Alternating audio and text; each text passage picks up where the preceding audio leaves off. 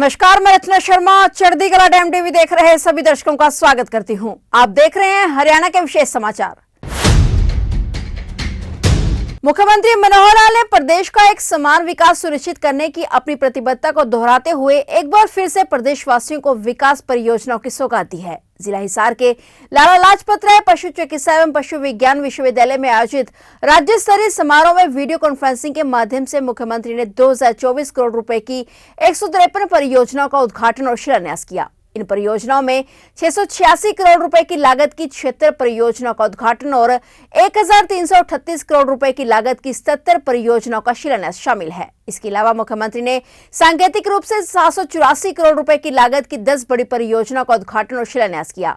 शेष परियोजनाओं का उद्घाटन और शिलान्यास अन्य जिलों में केंद्रीय मंत्री, हरियाणा कैबिनेट मंत्रियों, सांसदों, विधायकों द्वारा किया गया। उन्होंने कहा कि किसी भी प्रदेश और देश की अर्थव्यवस्था इंफ्रास्ट्रक्चर पर निर्भर होती है और हमारी सरकार लगातार प्रदेश में इंफ्रास्ट्रक्चर को मजबूत कर रही है, इसलिए हमारी अर्थव्यवस्था अच्छी है। सीएम मनोहर लाल ने कहा कि इससे पहले भी डिजिटल माध्यम से अब तक 7 बार पूरे प्रदेश में विकास परियोजनाओं का उद्घाटन और शिलान्यास किया गया है, जिससे लगभग 15,500 करोड़ रुपए की लागत की 1459 परियोजनाएं जनता को समर्पित की गई हैं। इस बार यह 8वां कार्यक्रम है।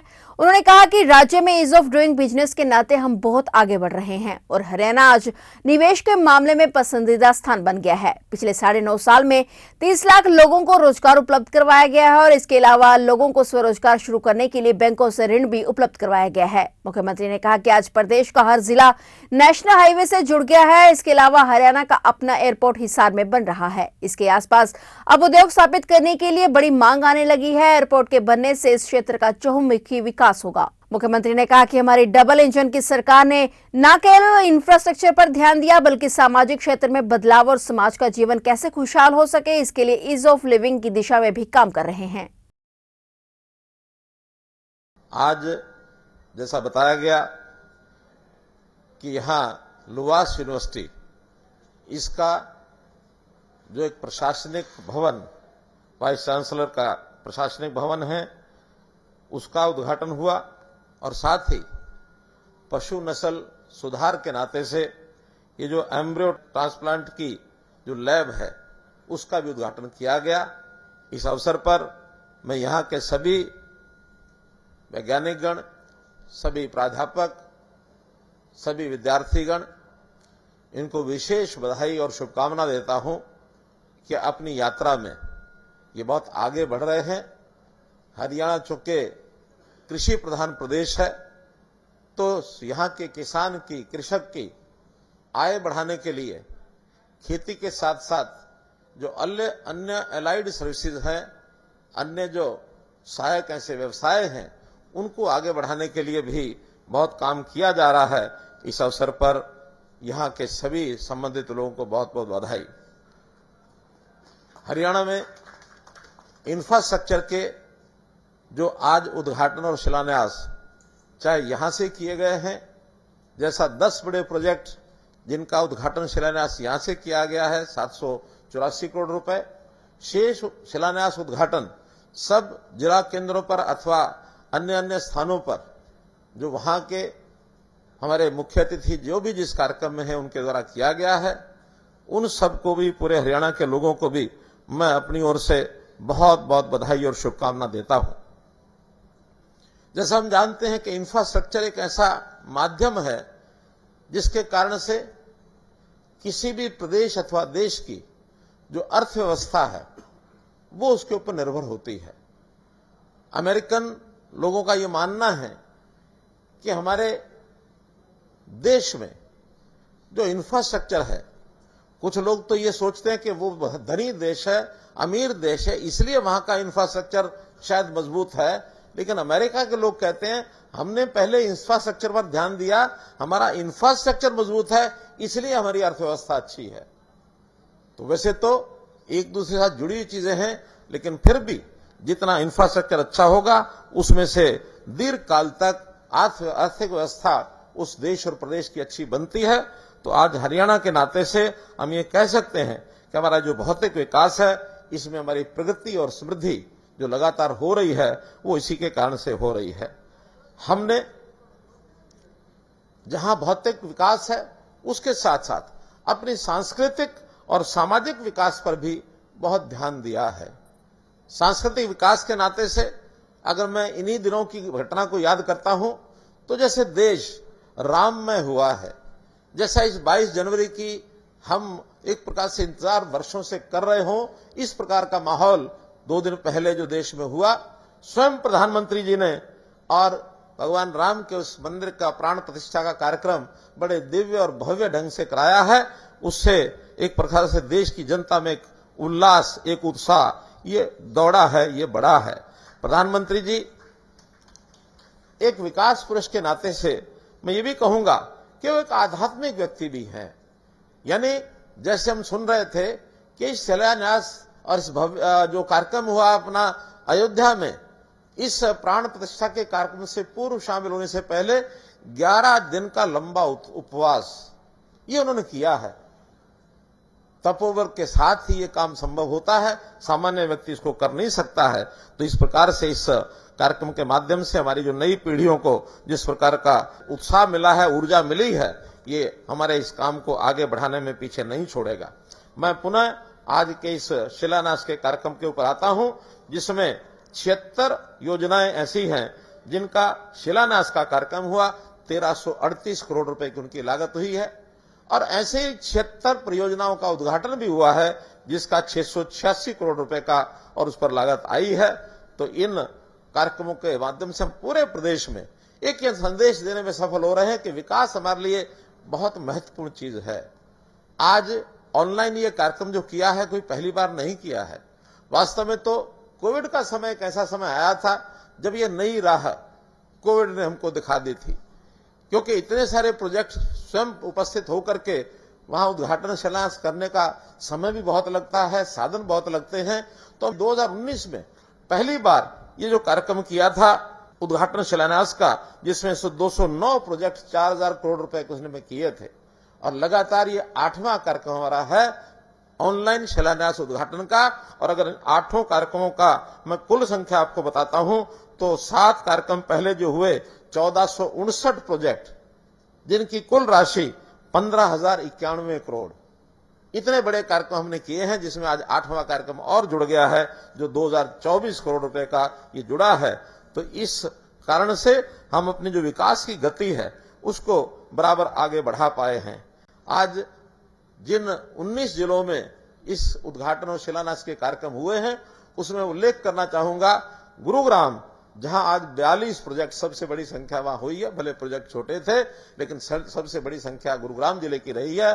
और राशि के नाते से फरीदाबाद 270 करोड़ रुपए, फतेहाबाद 268 करोड़ रुपए, हिसार 156 करोड़ रुपए। तो उल्लेखनीय जिलों में इनकी जो गिनती है वो सब होती है। हमने इस मजबूत इंफ्रास्ट्रक्चर के लिए प्रदेश में कुछ विशेष प्रकार की व्यवस्थाएं भी की हैं ताकि हमारे जो काम हैं उनकी गति वो लगातार बनी रहे, उस गति में कोई व्यवधान न पड़े। इसके अंदर हमारे फाइनेंस डिपार्टमेंट का एक बहुत बड़ा एक पहलू, जो अर्थव्यवस्था के हिसाब किताब को जानते हैं उनको समझ में आएगा कि कई बार वर्ष अंत 31 मार्च को कुछ प्रोजेक्ट ऐसे होते हैं जिनकी राशि मंजूर होती है, वो 31 मार्च को बची हुई राशि लैप्स हो जाती रही है। लेकिन 2 वर्ष पहले हम वो राशि लैप्स न हो, एक विशेष व्यवस्था की जिसको हमने कहा medium term expenditure framework reserve fund, अर्थात जो राशि 31 मार्च को बचती है और किसी प्रोजेक्ट विशेष के लिए उसको रिजर्व किया जाता है तो बचने के बाद वो लैप्स नहीं होगी बल्कि एक रिजर्व फंड में चली जाएगी ताकि अगले वर्ष में उस काम को उसी राशि से कराया जा सके। नए प्रोजेक्ट जो आते हैं उसमें यदि राशि की कोई आवश्यकता पड़ जाए बीच में, उसी फंड में से उसका उपयोग भी कर सकते हैं और आने वाले बजट में उसका अलग से प्रावधान किया जा सकता है।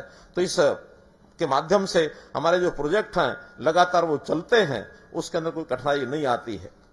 पूरे प्रदेश का एक समान विकास 2014 में सत्ता संभालने से पहले ही हमने कहा था हरियाणा एक, हरियाणवी एक।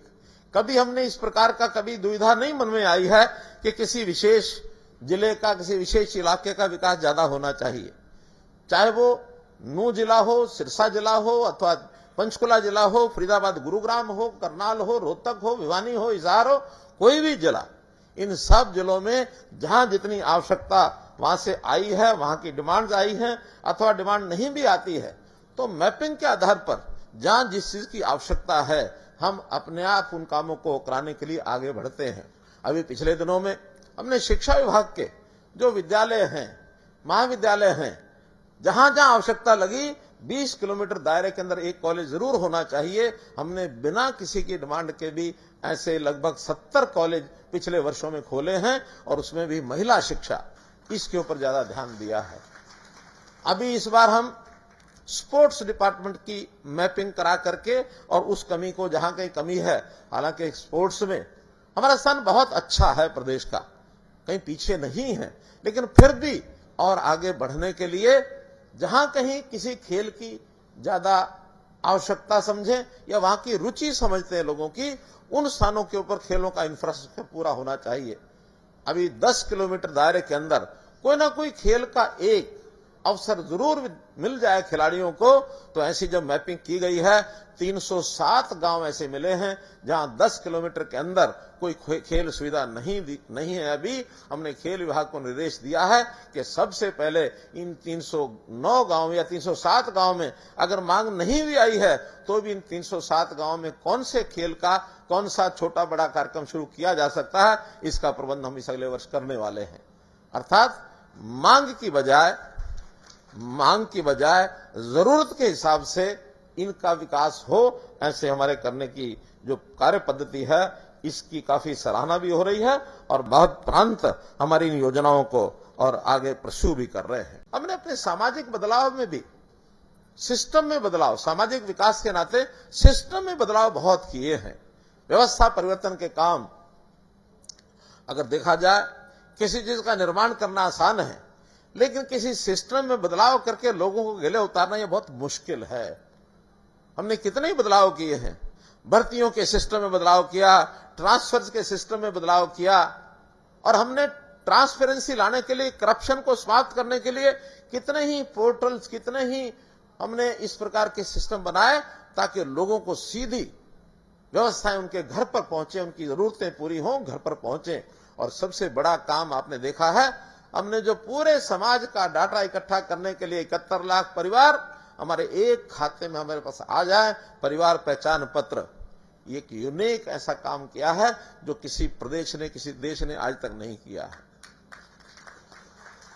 किसी एक व्यक्ति की पहचान तो आधार के हिसाब से बहुत वर्ष पहले हो गई थी, लेकिन किसी परिवार को एक साथ उसकी जानकारियां सब हमारे पास उपलब्ध हो, क्योंकि हमारा सामाजिक सिस्टम ऐसा है, परिवार आधारित है।